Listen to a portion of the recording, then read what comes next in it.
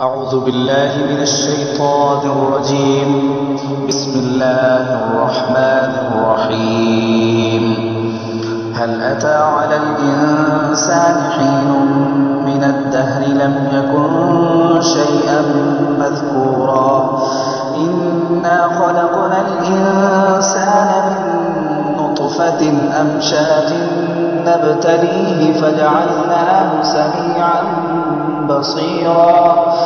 إنا هديناه السبيل إما شاكرا وإما كفورا إنا أعتدنا للكافرين سلاسل وأغلالا وسعيرا إن الأبرار يشربون من كأس كان مزاجها كافورا عينا يشرب بها عباد الله يفجرونها تفجيرا يوفون بالنذر ويخافون يوما كان شره مستطيرا ويطعمون الطعام على حبه مسكينا ويتيما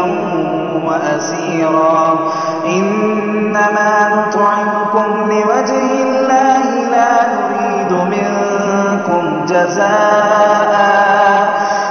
نريد منكم جزاء ولا شكورا إنا نخاف من ربنا يوما عبوسا قمطريرا فوقاهم الله شر ذلك اليوم ولقاهم نظرة وسرورا وجزاهم بما صبروا جنة وحريرا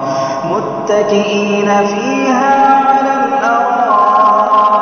الأرائك لا يرون فيها شمسا ولا زمهريرا ودانية عليهم ظلالها وذللت قطوفها تذليلا ويطاف عليهم